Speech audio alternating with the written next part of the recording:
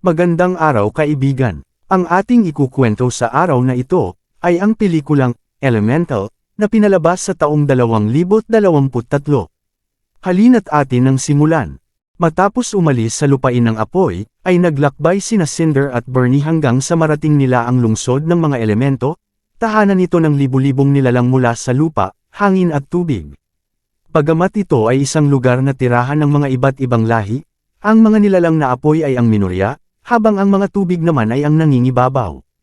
Dahil dito ay hindi gaanong tinatanggap ang mag-asawa sa lungsod, at kailangan nilang harapin ang mga mapanghusgang tingin saan man sila magpunta.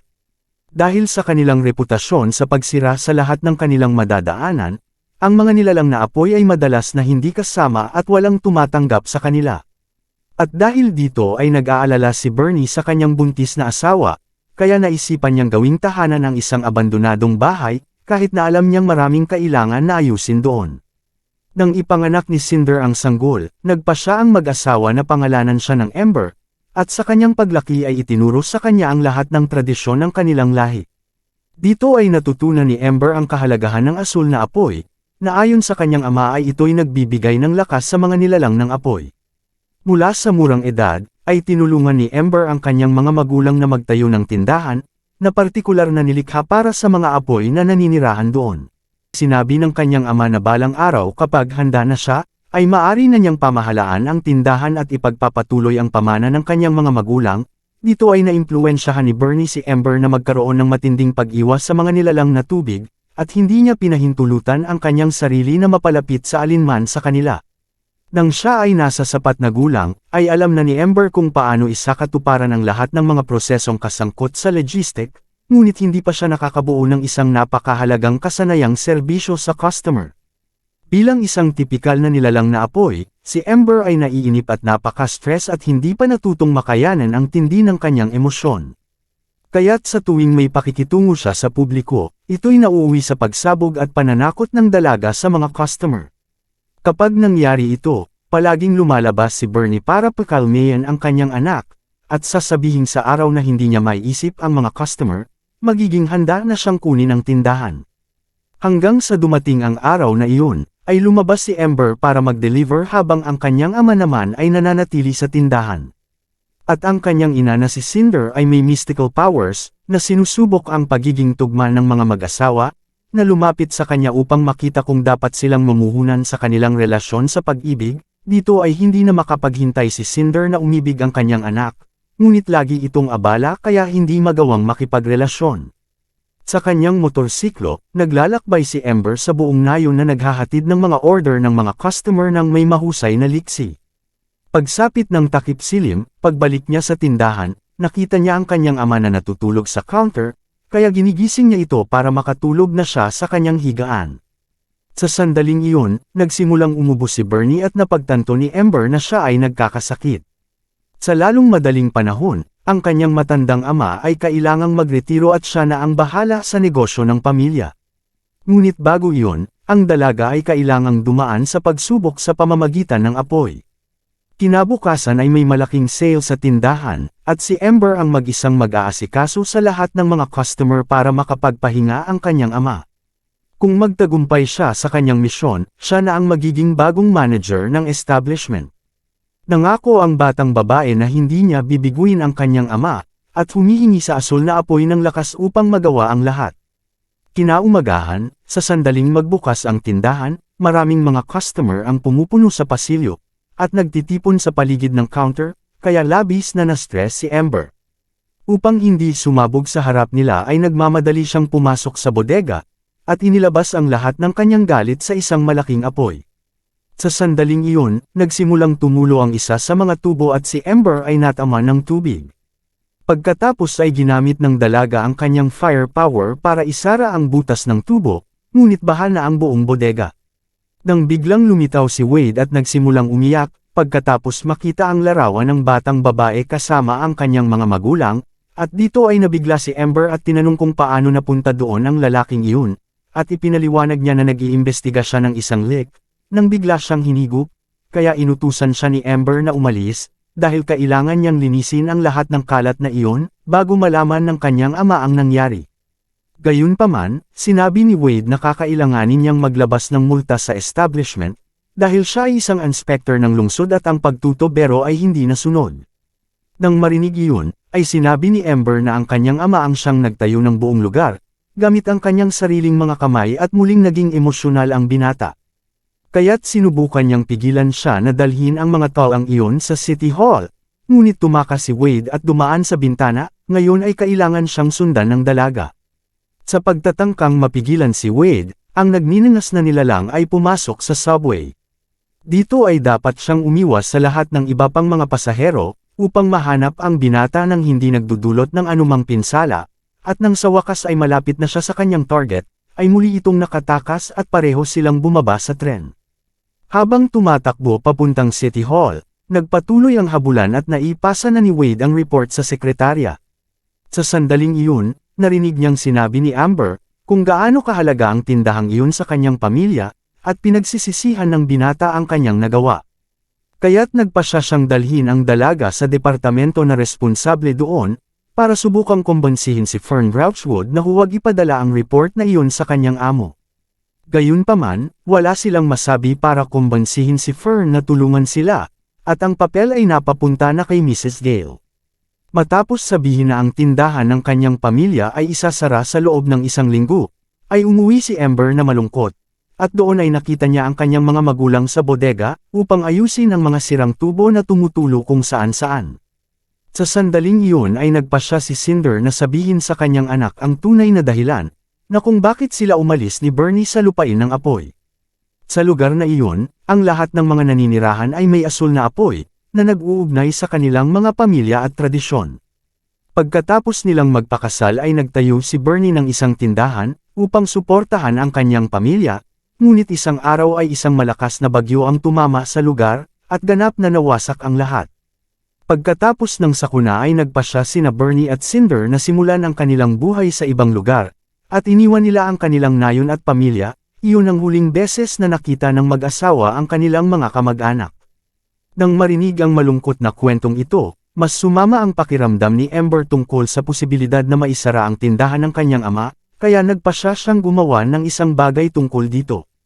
Kinabukasan ay bumalik ang dalaga sa City Hall, at hinihintay na dumating si Gale para makausap niya ito, ngunit ibinunyag ni Wade na pumunta ang kanyang amo para manood ng laro ng basketball, na nakonsensya siya sa mga multa na ipinataw niya. Kaya nagpasya ang binata na dalhin si Amber sa kampyonato, at binigyan siya ng pagkakataong iligtas ang kanilang tindahan. Pagdating sa stadium ay nakita niya ang daan-daang nilalang ng iba't ibang elemento, ngunit wala kahit isa mang apoy na nandoon kaya nakaramdam siya ng sobrang out of place.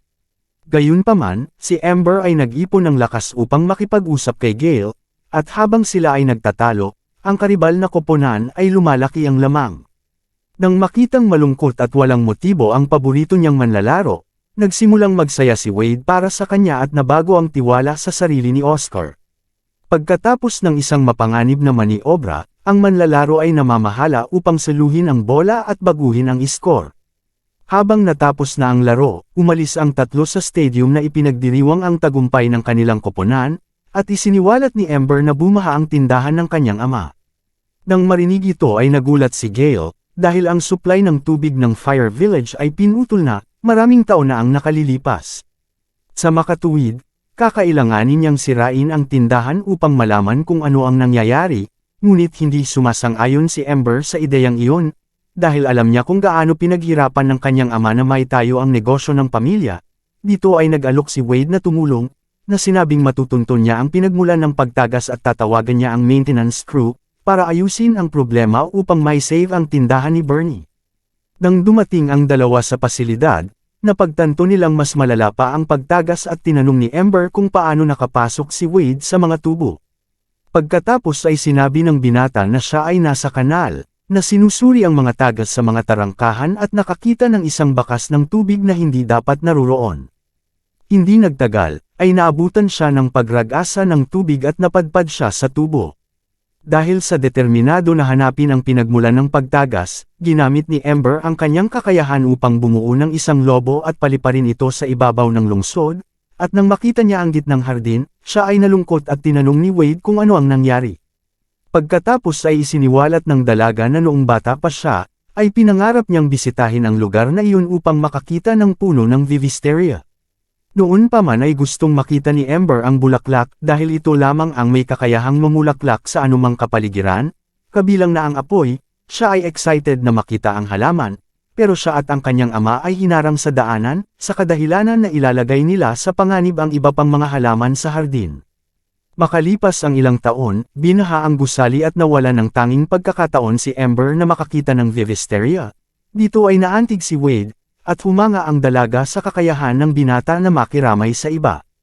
Nang mahanap nila ang pinagmulan ng pagtagas, sila ay dumaong sa kanal at naging biktima ng isa pang agos, na nagresulta sa malaking butas sa dam. Dito ay muntik nang maanod si Wade, ngunit nailigtas siya ni Ember at pareho silang gumamit ng sandbag para pigilan ang pagtagas. Kung hindi ito mapipigilan, ang nayon ng apoy ay babahain. Nang nagawa nilang isara ang butas, sinabi ni Wade na sa katapusan ng linggo ay may ipapadalang technical team para ayusin ang gate, at bago umalis si Ember ay niyakag siya ni Wade na lumabas kinabukasan, ngunit ang dalaga ay umalis nang hindi nagbibigay ng anumang tugon. Bagamat nagkaroon siya ng interes sa kanya, alam ni Ember na hinding-hindi papayag ang kanyang mga magulang sa gayong relasyon. Gayunpaman, sinisikap niyang balewalain ang katotohanan ito at sinabing siya ay magde-deliver, pero sa katunayan ay makikipagkita siya kay Wade. Nang makita siya ng binata, ito'y naging emosyonal at sila'y nanood ng pelikula sa unang pagkakataon, at pagkatapos ay pumasok sila sa isang booth na kumukuha ng larawan. Ngunit ang liwanag na ibinubuga ni Ember ay nagliliwanag at pinipigilan si Wade na lumitaw sa larawan. Sa unang pagkakataon ay nagsaya ang dalaga sa labas ng nayon ng apoy, at humanga siya sa pangangalaga ng lalaki sa kanya. Pagbalik niya sa tindahan, patuloy na tinitingnan ni Ember ang larawang kuha nilang magkasama, at nang makita ito ng kanyang ina, ay napagtanto niya na ang kanyang anak ay umiibig. Sa pagdaan ng mga araw ay patuloy silang nagkikita at laging sinusubukan ni Wade na mapalapit sa dalaga, ngunit natatakot si Ember sa maaaring mangyari sa kanilang dalawa kung magkadikit sila. Ilang araw na ang lumipas mula noong ginamit ng dalawa ang mga sandbag upang isara ang butas sa dam, ang tubig ay nagsimulang umagos muli at ang tubo sa tindahan ay nagsimula ulit tumulo.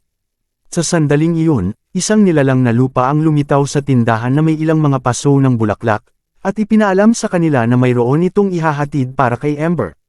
Nang mapagtantong nasa loob ng mga lalagyan si Wade, mabilis na dinala ng dalaga ang mga bulaklak sa storage room.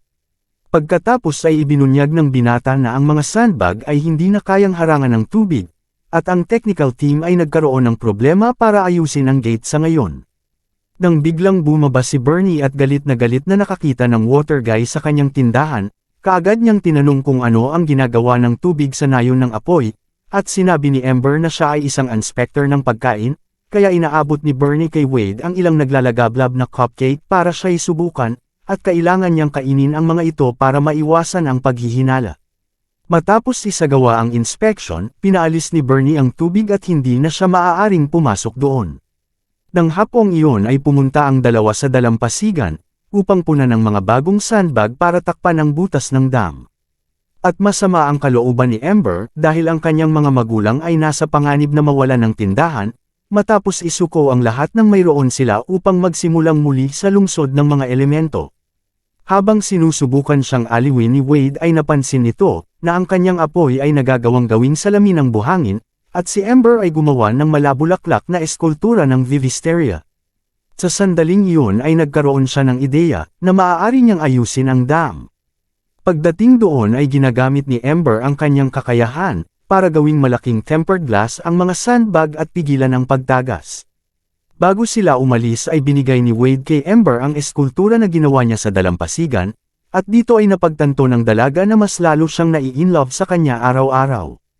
Nang gabing iyon habang inaayos ang tindahan, sinabi ni Bernie na ipinagmamalaki niya ang kanyang anak, dahil mas masaya at mas matyaga ito sa mga customer. Alam ni Ember na si Wade ang dahilan ng kanyang pagbabago, kaya nagpasya siyang lumabas para hanapin si Wade. Pagkatapos ay naamoy ni Cinder ang isang malakas na pabango ng pag-ibig sa hangin, at hinabol ang kanyang anak na babae. Nang magkita ang dalawa, ay inanyayahan siya ni Wade na maghapunan kasama ang kanyang pamilya. Doon ay nakita ni Cinder ang kanyang anak na may kausap. Pagkapasok sa apartment, ang dalaga ay malugod na tinanggap ni Brooke, ang ina ng binata at ipinakilala siya sa buong pamilya. Sa panahon ng pag-uusap ay nalaman ni Amber ang kaunti pa tungkol kay Wade, na siya'y natatakot sa sponge dahil sa nakulong siya doon ng bata pa.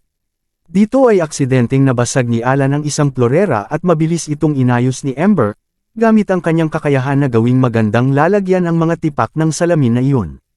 Nang makita nila ang talento ng dalaga, sila ay humanga at sinabi ni Brooke na magiging matagumpay siyang dalaga. Pagkatapos ng hapunan ay nagpasya ang pamilya na laruin ang laro ng luha, at ang mananalo ay yung pinakamatagal na hindi umiiyak.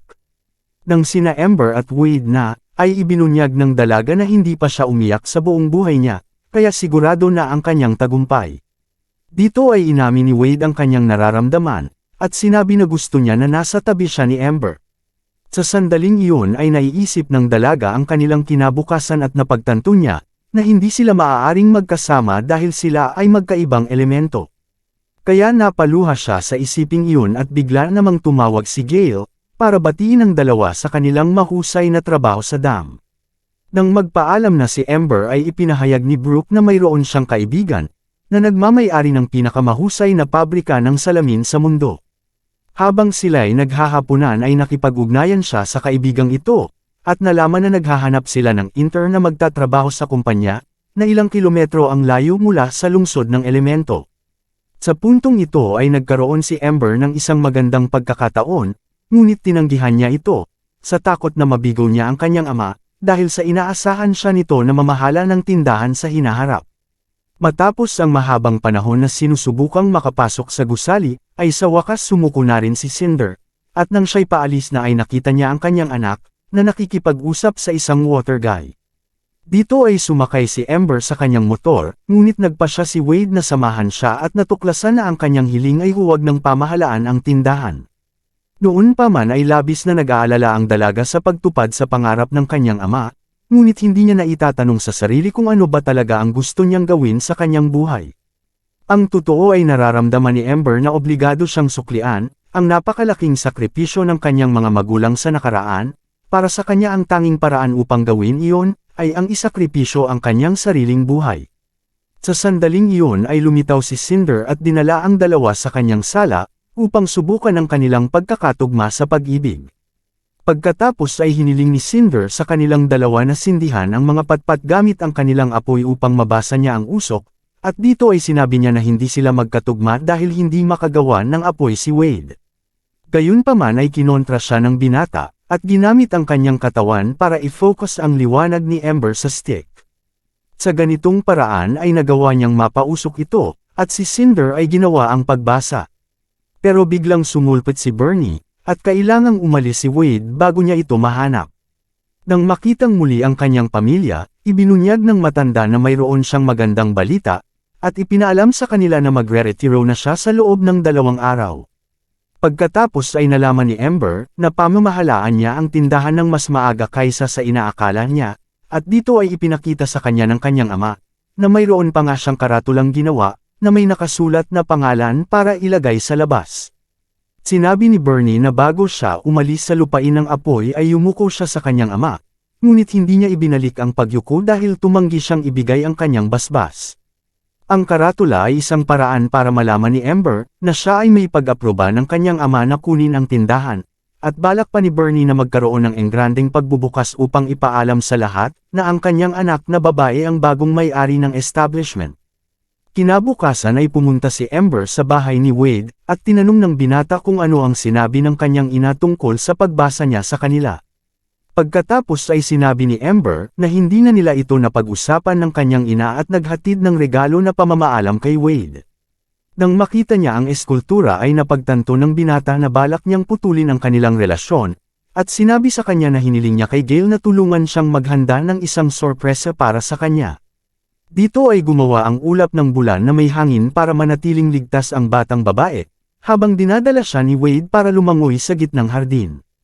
Habang naglilibot ay namangha si Amber sa kagandahang nasa ilalim ng tubig, at tuwang-tuwa siyang makita ang isang halaman na puno ng vivisteria. Makalipas ang ilang minuto nagsimulang maubusan ng hangin ang bula, ngunit nagawa siyang mailabas ni Wade sa tamang oras. Sa sandaling iyon ay labis na nasisiyahan si Ember, na natupad ang kanyang pangarap sa unang pagkakataon at nagkadikit ang dalawa. Sila'y nagulat nang makitang maaari silang magkasama ng walang masamang nangyayari, at habang magkayakap ay sinabi ni Wade na isa siyang maswerteng lalaki na nakilala niya si Ember. Nang marinig ito ay ipinaalala ng dalaga ang kanyang responsibilidad, na dadalhin niya sa mga susunod na araw at sinabing kailangan niyang bumalik sa tindahan. Pagkatapos ay sinubukan siyang kumbansihin ni Wade na sabihin kay Bernie ang totoo, ngunit tumanggi si Ember na pabayaan ang kanyang ama at bago umuwi ay tinapos niya ang kanilang relasyon. Kinabukasan ay nagtipon ang mga taga-nayon ng apoy para sa muling pagbubukas ng tindahan, at ang lahat ay sabik na makitang ihatid ni Bernie ang asul na apoy sa kanyang anak na babae. Sa hindi inaasahang pagkakataon ay nagpakita si Wade sa pagdiriwang, at ipinahayag ang kanyang pagmamahal kay Ember sa harap ng lahat. Nang matuklasan niya na ang kanyang anak na babae ay nagsisinungaling sa lahat ng oras na ito, si Bernie ay nabigo, at si Cinder ay nagpasyang makialam. Dito ay ibinunyag niya sa kanyang asawa na nagawa niyang basahin ang dalawa, at kung ano ang nararamdaman nila para sa isa't isa bilang tunay na nagmamahalan. Gayunpaman ay sinabi ni Ember na mali ang pagbabasa ng kanyang ina, at sinasabing hindi niya mahal si Wade. Kaya naman ibinalik niya ang regalong nakuha niya mula sa dalaga, at siya'y tuluyan ng umalis. Dito ay galit na galit si Bernie sa lahat ng kasinungalingan ni Ember, at sinabi na hindi pa siya magre-retiro, na idineklara niyang wakasan ang muling pagbubukas ng tindahan. Kaya pagkatapos ng lahat ng pagkadismaya ay nagpasya si Ember na pumunta at magpalamig sa isang lugar, na malayo sa lungsod at hindi niya maiwasang isipin si Wade. Habang nagdadalamati siya sa pagtatapos ng kanyang relasyon, napagtanto niya na ang glass barrier na kanyang itinayo ay nagsimulang mag-crack, at isang malakas na agos ang dumadaloy patungo sa nayon ng apoy, na sinisira ang lahat ng bagay na madaanan nito. Sa sandaling iyon si Wade ay nasa istasyon, na malapit nang magsimula sa isang paglalakbay palayo sa lungsod, sa pag-iisip na pagalingin ang kanyang nasirang puso. Gayunpaman nang mapagtanto niyang nasa panganib si Ember, ang binata ay nagmamadaling pumunta sa nayon ng apoy upang tulungan siya. Habang nakasakay si Ember sa kanyang motorsiklo, ay sinubukan niya na bigyan ng babala ang kanyang mga magulang tungkol sa baha, ngunit hindi nila siya naririnig. Pero sa kabutihang palad ang mag-asawa ay nagawang makakuha ng kanlungan bago dumating ang tubig, ngunit si Ember ay nakipagsapalaran upang iligtas ang asul na apoy, dahil alam niya kung gaano ito kahalaga sa kanyang ama. Pagpasok niya sa tindahan ay biglang nagpakita si Wade, upang tulungan siya at hinawakan ang pinto, habang si Ember ay gumagawa ng salamin na dingding, para protektahan ang apoy. Gayunpaman ay hindi ito nagtagal at nakapasok ang tubig sa establishment, at si Ember ay nabuhayan ng loob nang makita niyang nailigtas ni Wade ang asul na apoy. Subalit nakulong ang dalawa sa loob ng fireplace, at dito ay napansin ni Wade na sumisingaw ang kanyang katawan dahil sa init. Kaya iminungkahi ni Ember na lumabas sila sa chimney, pero nasira ito bago pa sila makalabas. Napagtanto ni Wade na wala nang iba pang paraan, kaya nagpaalam siya kay Ember at sinabing wala siyang pinagsisisihan, dahil magkasama silang binuo ang pag-ibig na hinahanap ng mga nilalang sa buong buhay nila. Makalipas ang ilang oras, nang matapos ang baha, nahanap ni Bernie at Cinder ang kanilang anak na babae, at sinabi sa kanila ng dalaga na isinakripisyo ni Wade ang kanyang sarili para iligtas siya. Matapos mawala ang kanyang dakilang pag-ibig, nagpasya siyang sabihin sa kanyang ama ang katotohanan, at ibinunyag na hindi niya kailanman gustong pamahalaan ang tindahan. Habang magkayakap ang pamilya, ay nakarinig si Ember ng iyak ni Wade at napagtanto niyang buhay pa ito, dahil sa tuloy-tuloy ang pagpatak ng mga luha, ay nabuo ng binata ang kanyang katawan, at tuluyang naghalikan ang dalawa, na may pangakong hindi na sila maghihiwalay pa. Pagkalipas ng ilang buwan, mas abala ang tindahan ni Bernie kaysa dati, at kumuha siya ng mga bagong tauhan para magtrabaho doon. Dito ay nagpaalam sila sa kanilang mga pamilya, ang dalawa ay magsisimula sa isang bagong pakikipagsapalaran, dahil si Ember ay nakapasok sa isang internship, sa pinakamalaking kumpanya ng disenyo ng salamin sa mundo. Pero bago sila umalis, ay yumuko siya sa kanyang ama, at ibinalik naman ito ni Bernie, na ibinigay niya ang kanyang basbas upang simulan ng dalaga ang kanyang bagong buhay. At dito na po nagtatapos ang ating kwento. Kaya kung nagustuhan mo ang aking Tagalog movie recap ay paki-like naman at paki-click na rin ang subscribe button, Huwag mo na rin kalimutan na mag-iwan ng mensahe upang masuportahan ang aking channel. Maraming salamat po.